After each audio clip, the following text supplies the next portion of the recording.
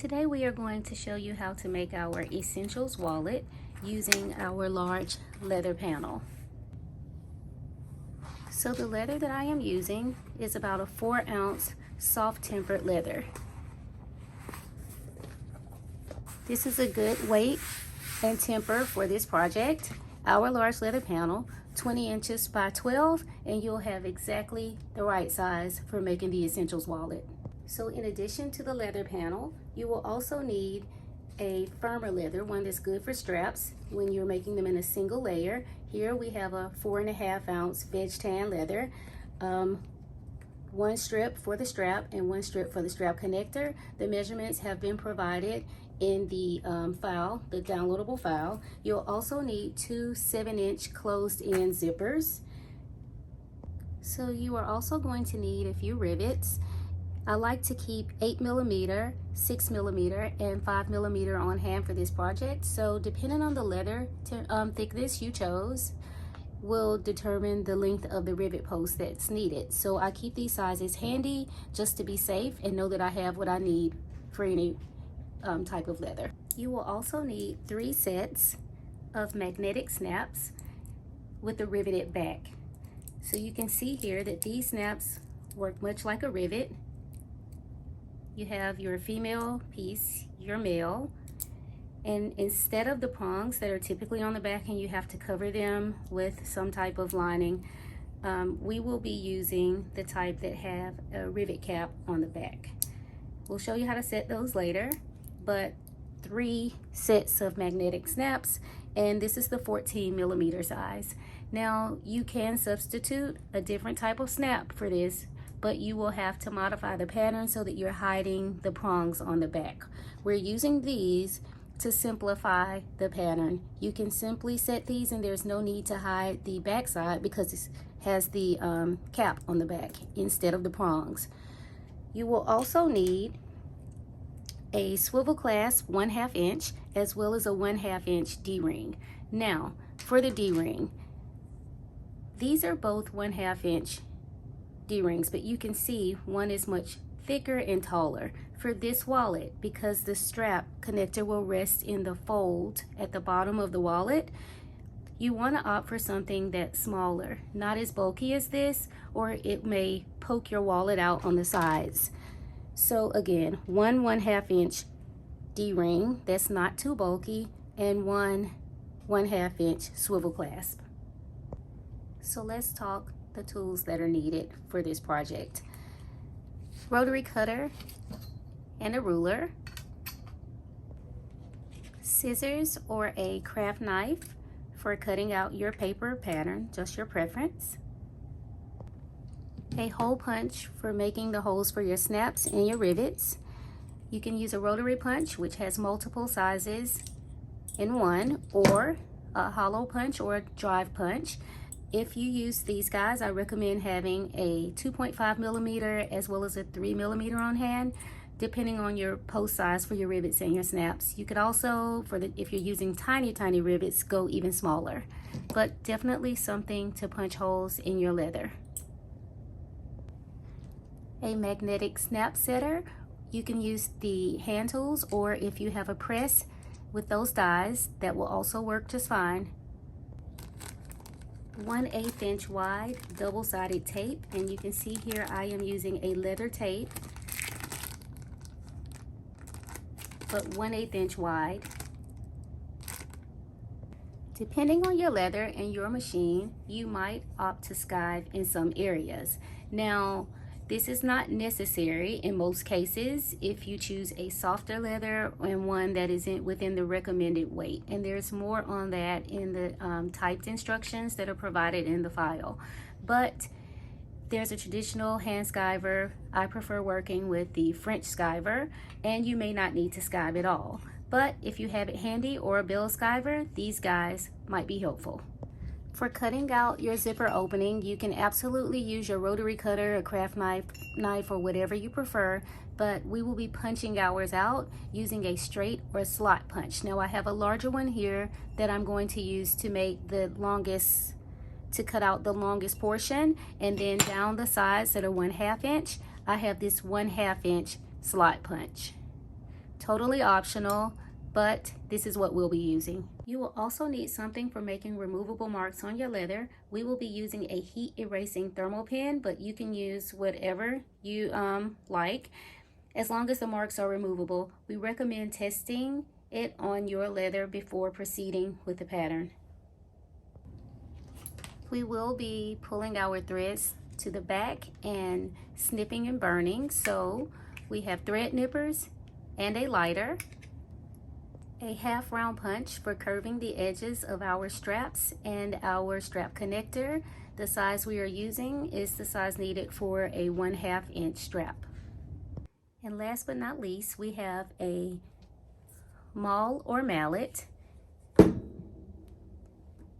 and a granite slab to provide a nice solid surface for punching, and a poly cutting board for protecting the tips of our punches.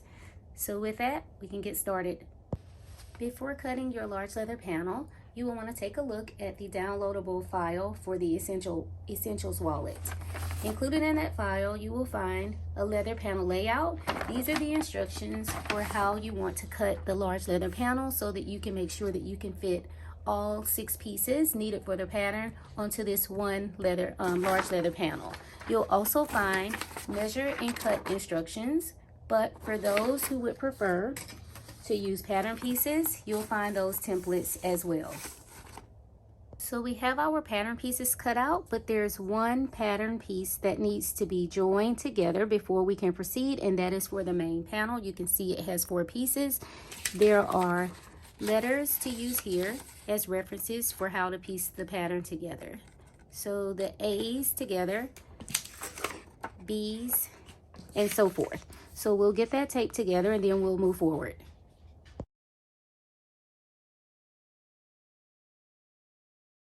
You can see here how all of the pattern pieces fit onto the large leather panel as shown in the leather panel layout. However, I do find it much easier to cut this portion just using the measure and cut instructions. So that's what I'll do, and then we'll be back. I should mention that sometimes our leather panels are actually larger than 20 inches by 12. So before you start cutting, you'll want to measure your panel and trim off any maybe uneven edges, which you'll only find when you have extra area on your leather. So just trim it down to 20 inches by 12 if you would prefer, but at any rate your panel should fit. You will at least have a 20 inch by 12 inch panel.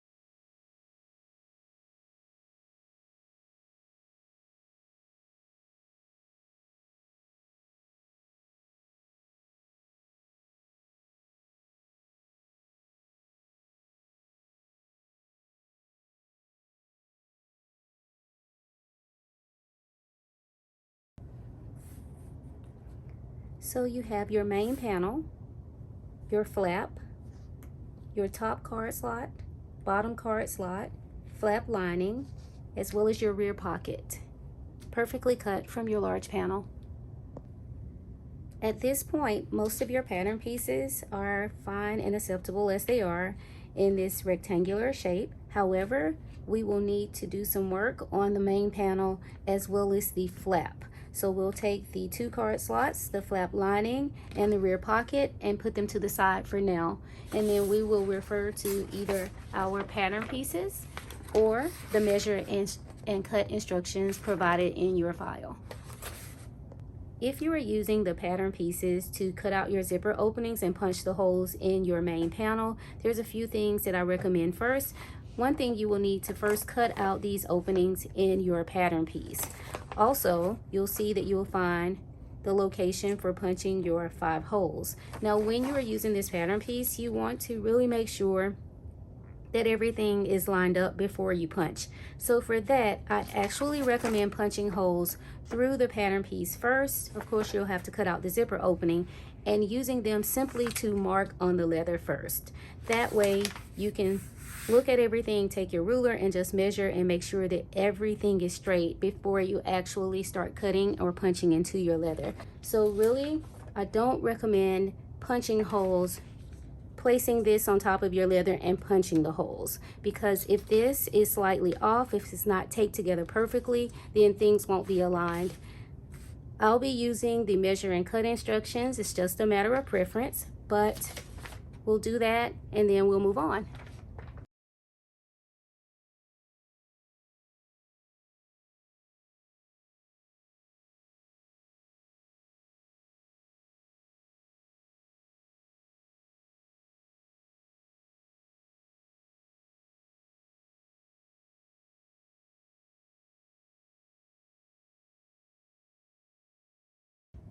So we are going to cut out our zipper openings, and as I mentioned earlier, you can definitely use your rotary cutter, but I like to prevent overcutting, and for me that's much easier using a straight punch. So we have our granite slab poly cutting board to protect the punch, and we'll go at it.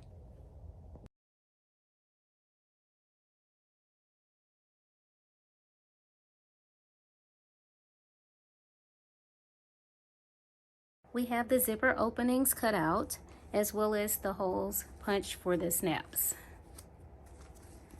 So now let's work on the flap.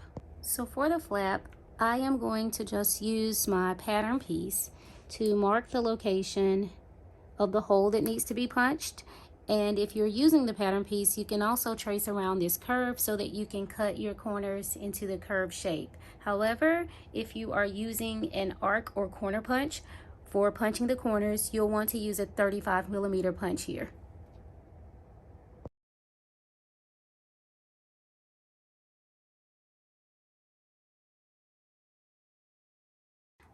Just a couple of things. We are using a leather here, and of course this is a raw edge pattern, so should you decide you'd like to edge paint to give your project a more finished look, you can absolutely do so. I recommend edge painting all of your edges except for the sides of the main panel and this curved area of the flap. You can go ahead and edge paint all of the other pieces because it's easier to do so before you assemble the wallet. However, because the pattern will be folded and sewn later and the flap will be doubled in this area, it's best to do that piece after you have already assembled the wallet. So the other thing is I decided to go ahead and skive a couple of places. You can use your belt skiver or a hand skiver. I find it easiest, as I mentioned before, to work with a French skiver because you can just go into your leather in the area that you like pretty easily. So I have decided to skive along the top edge of my flap, as well as both sides and the bottom of both my flap lining and my rear pocket, as well as the sides and bottom of my card slots. This is totally optional, but in this case, due to the thickness of this leather, I decided to skive those areas. So let's get our zippers installed. You can see here we have both of our 7-inch closed-in zippers, and we have fused our double-sided tape along the long edges of both zipper openings. Now this is done on the wrong side of the leather, so the leather is right sides down. The line that is drawn here for the card slot, so that 4-inch line should also be up. So it shouldn't be down here, it should be up here. When you do that, you want to attach your zippers going in opposite directions. So this top zipper, the pull is on the left when it's closed, and for the bottom zipper, the pull is on the right. So we want these to go in opposite directions because we found if the zipper pulls are both on the same end, when your wallet is folded and closed, it's a little bit bulky just on one side. So remember, zipper pulls should be in opposite directions. So we'll take this double-sided tape off, get these zippers installed, and we'll be back. So we have our zippers, attached, and now what we want to do is this line that was drawn, that 4-inch line that was made for the card slots, we want to attach the top card slot here. Now your top card slot is going to be the taller of your 2 card slots. So this is the top, the shorter one is going to be the bottom card slot, which will make more sense later. So again, we have skived around the sides and the bottom of the top card slot and left the opening to the card slot unskived. So what we want to do is pretty much rotate this so that the bottom of the card slot is actually up here at the top. So we'll do that, and then we need to draw a line across 1/2 inch below this top end. So again, this is your card slot opening pointing down here at the bottom. So it's important to have the correct direction. 1/2 inch below. Drawing that horizontal line.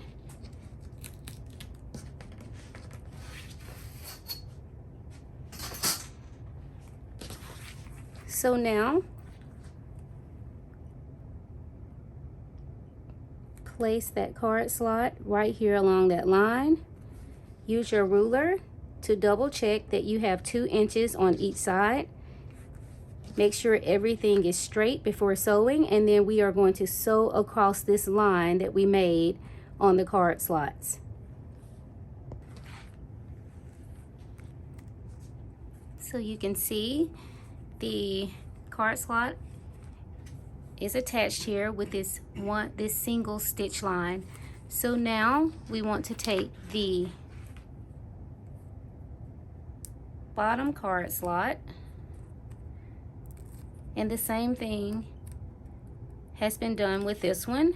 We have skived the edges and added double-sided tape to the sides, the bottom as well, but left the card slot opening untouched. So there's no skiving, no double-sided tape. And what you want to do is position this directly on top of the top card slot. You want your edges aligned on the sides and up here in what looks like the top, but it's actually the bottom of the card slots. But you want your edges aligned here, here, and here, and both of these should be open. So now we can sew along the sides and across and down the opposite side, coming all the way up so that we are catching this top card slot. And I should mention the reason this is called the top is because when it is flipped over, your zipper pockets flipped over, this taller one is actually the top card slot and this is the bottom. So the way we see it right now is like this, but we're still referring to this one as the top card slot. So again, let's just go and sew around here and we'll be back. The card slots are attached, and now we need to install our magnetic snap rivets. So we will be placing the female portion up top on both sides near the card slots. Now down here at the bottom on the opposite end, we will attach the male pieces. In the center will be a female part of a snap. Now the remaining male part of the snap will go in the flap, but we won't install that one until after the wallet is complete. So we'll get those installed. I'll be using a press for this, but you can absolutely use hand tools, whatever magnetic snap setter you have that is for this style of snap. So you do want to make sure that the setter you're using is actually for magnetic snaps with a riveted back.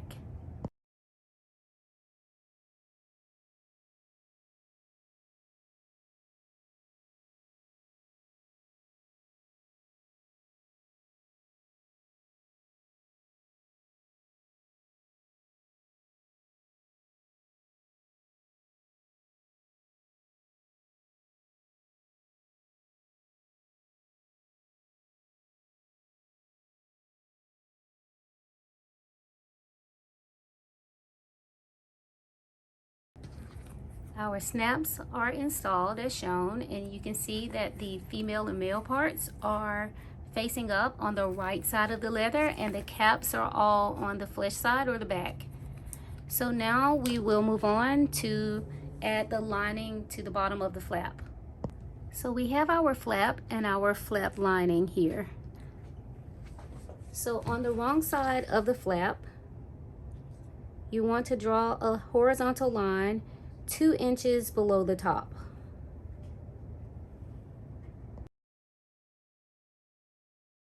On this line is where we will place our flap lining. Now the flap lining will be placed wrong sides together with the flap. And if you were to flip this over, you'll see that the flap lining is overhanging the flap by 1/2 inch. This is exactly what you want. The reason we have this overhanging is because it's much easier to get a clean cut and even edges when you make this piece a little bit bigger and then you trim it to fit the flap. So that's what we'll be doing. But first, we'll remove all of this double-sided tape, get it lined up together, and then we will trim off that excess.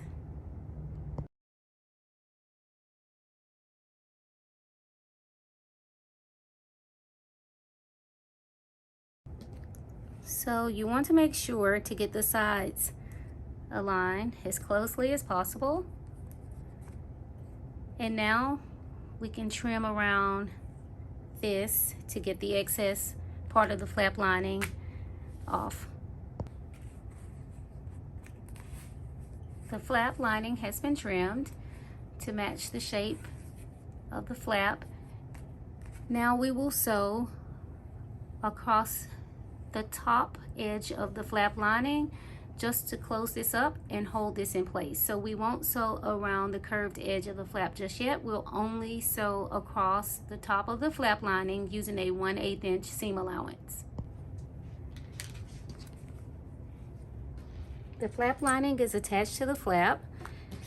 Now we have our rear pocket here. We want our rear pocket to be right side up, and we've done some skiving, so we have to determine which end is the top. So we've skived the sides and the bottom.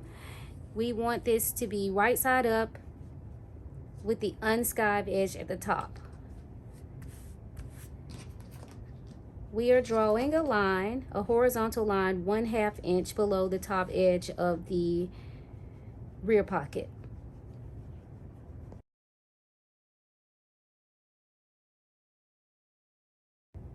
Then we need to mark the center of this line. So this will be 3 5/8 over from each side.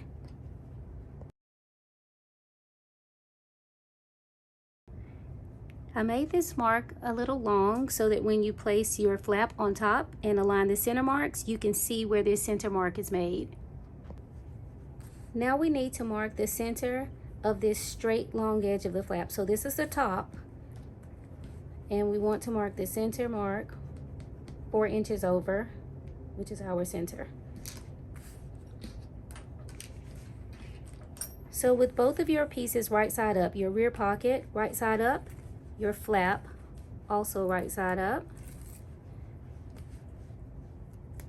add some double-sided tape, and we will be placing this, which is actually the top edge of the flap. So this uncurved long edge will get placed just along that line with these 2 center marks aligned.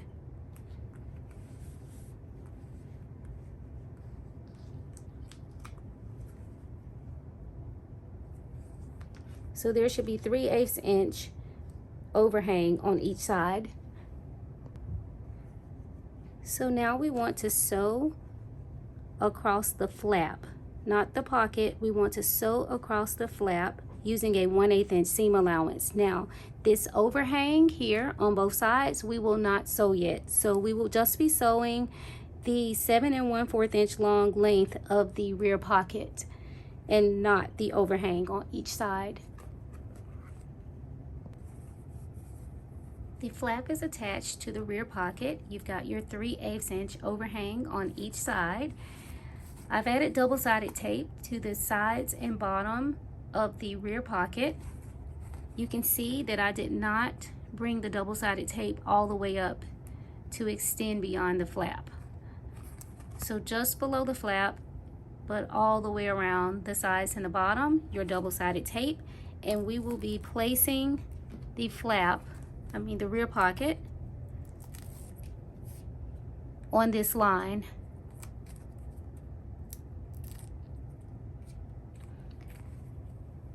And this line was made previously if you were using the templates and the measure and cut instructions for the panel. Placing this on this line. Both pieces are right side up. The flap is pointing up and away from you.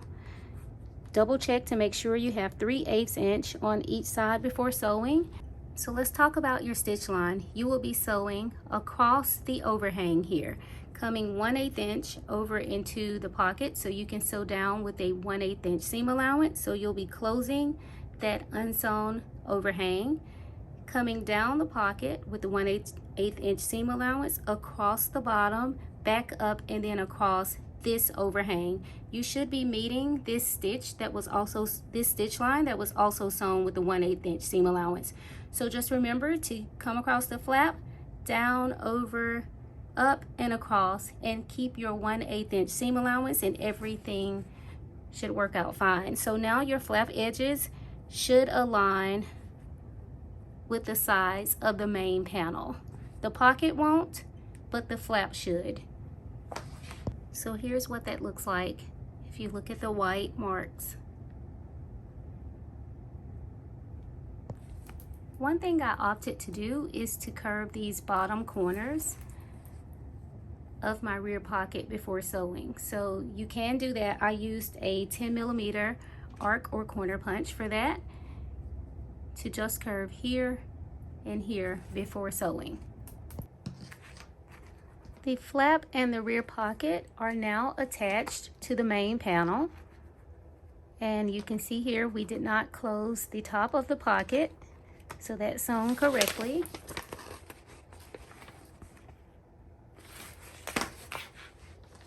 Now we will work on folding the top and bottom ends of the main panel to create the 2 zipper pockets. Now, in the file for the Essentials wallet, you had 2 pages that had measure and cut instructions on them.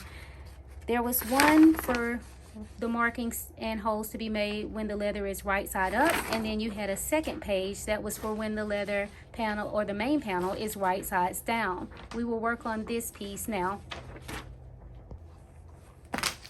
So flipping the leather so the right side is down, we need to make 2 lines, 2 horizontal lines across the panel. The first line is 7½ inch down from the top, and then the second line is 7½ inches up from the bottom. So you can see I've made these 2 lines already, and there should be 1 inch between the 2 lines. While we are here, because it's easier to do this step right now, we are going to punch 2 holes here centered in between these 2 lines. So we're coming 1/2 inch down and punching 1 hole on the left side 7/8 inch over from the side. So 1/2 inch down, 7/8 inch over. Same thing on the other side, 1/2 inch down, 7/8 inch over from the side. These 2 holes will be for rivets. They will hold your strap connector later.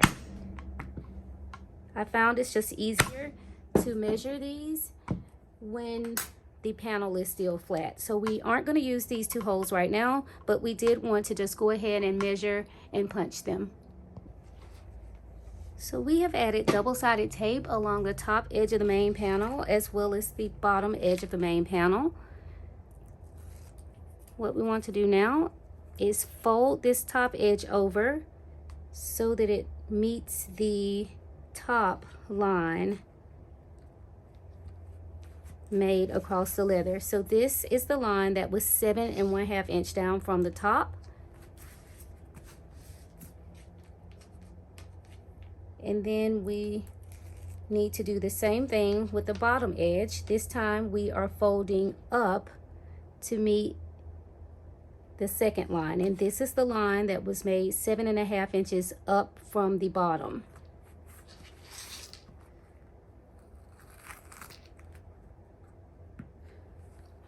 So make sure you have your measurements accurate so your snaps will align and your wallet will close properly.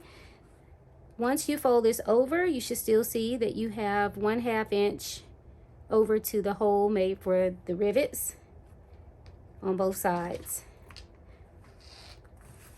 Speaking of measurements, before sewing, this is a great time to fold your wallet in half and just test to make sure that your snaps are aligning properly.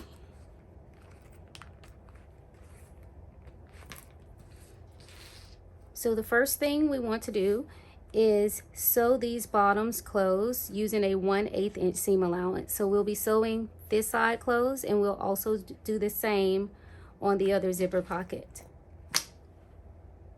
We've sewn across the bottom of both of the zipper pockets. You can see that we'll fold this up and we will have 2 zipper pockets.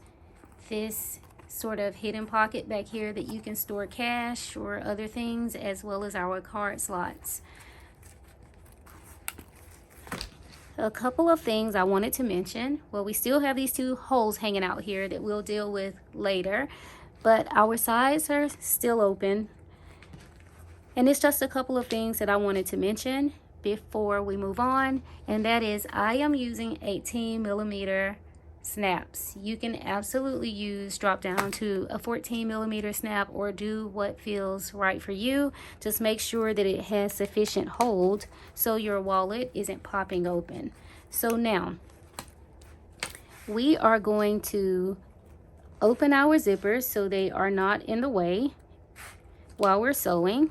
We don't have to flip it or anything. This is just opening the zippers to get them out of the way while we're stitching around the perimeter of the wallet. And that is exactly what we will do next, is stitch around the entire perimeter of the wallet, including the flap, the curved area of the flap. Now, you could have sewn your wallet using a 1/8 inch seam allowance and just sewn completely around this pocket and skip the stitching here, but then you would still need to sew around the curve of the flap. So you could sew these separately, or you can do as we've done, and we made 1 straight stitch going across, and now we will sew the entire perimeter of the wallet together. So that's what we'll do, and we'll be right back. Now we have everything sewn together. We can test to see that our snaps are aligned correctly. And now one thing we need to do is when we put the flap lining on, we did not re-punch through the hole so that our snap can go all the way through. So I went ahead and took care of that. I took my hole punch and just punched straight through the hole that's already in the flap, and this time it is also piercing the lining. So that male part that we have remaining from our snaps, from the flap lining side, we will poke that through, and then on the right side of the flap we'll place that cap and set the remaining snap.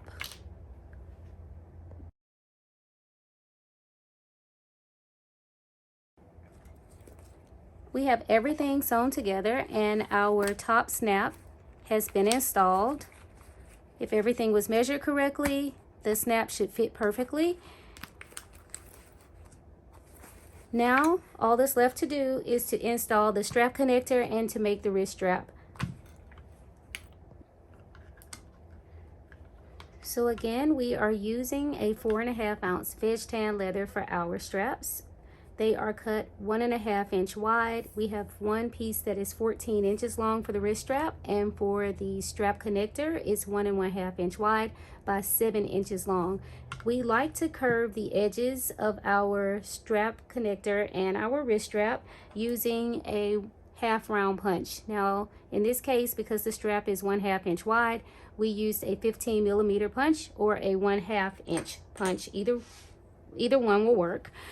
And we made holes on the strap connector 3/8 inch over from each end. Now we do measure the holes before we curve the edges, so that when you take away some of the length at the ends, you won't get your measurements wrong. So measure and punch your holes first and then curve your edges. So we've gotten the holes already punched in the strap connector, edges curved. We will repeat with the wrist strap. On one end of the wrist strap, we have to make 2 holes. The first hole is 3/8 inch over from the edge, and then the second hole is 2 inches over from the edge. On the opposite side, there's 1 hole, and it is 3/8 inch over from the edge. So we can go ahead and get those punched.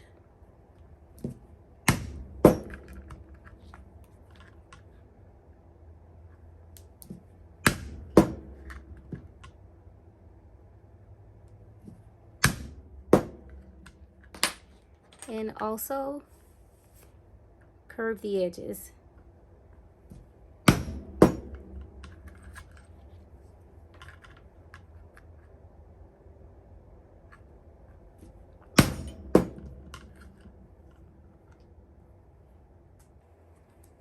When attaching the strap connector, I was able to use 6mm rivets here because the thickness of the leather allows it. If your leather is thicker, then you will have to probably go up to a longer post length. But I've attached one side. I aligned the hole in the strap connector with the hole on the left side of the main panel. Now, before I go any further, I need to attach my D-ring. That is super important. So then on the opposite side, we're just going to add another rivet.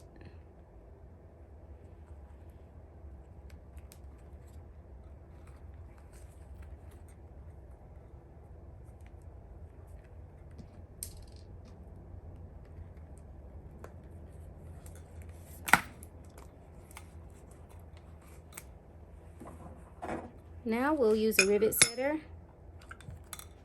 just to set them.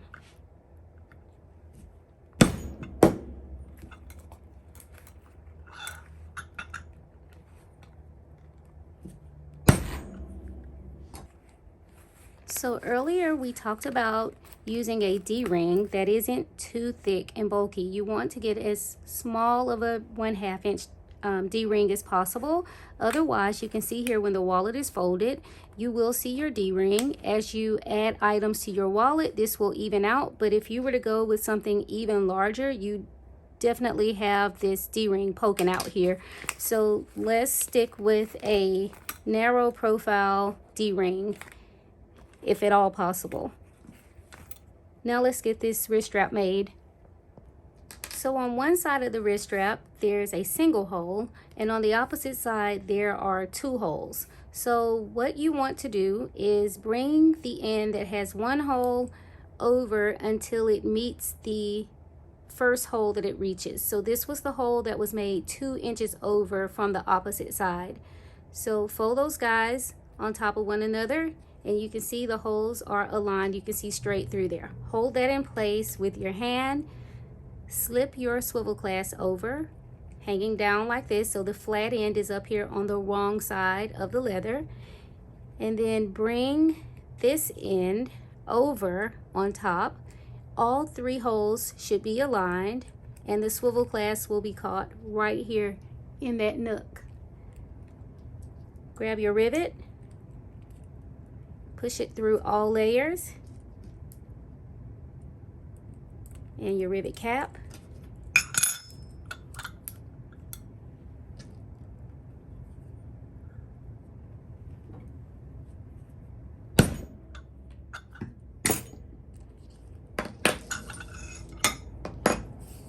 Set your rivet and your wrist strap is done. Installing your strap connector in this manner means that your wrist strap can be carried from either side of your wallet. So if you clip this on here, we can also tuck it away inside when not in use.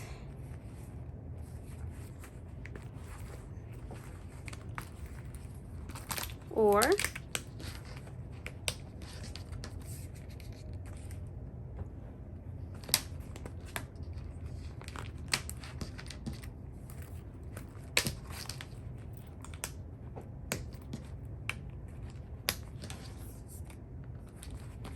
let's give this wallet a go. You can fit multiple cards in your card slots. Got 2 more there. And also tuck some cash back there, receipts, whatever you carry. And then you have your handy 2 zipper pockets. Thanks for watching our tutorial. Feel free to leave us a message or let us know if you have any questions.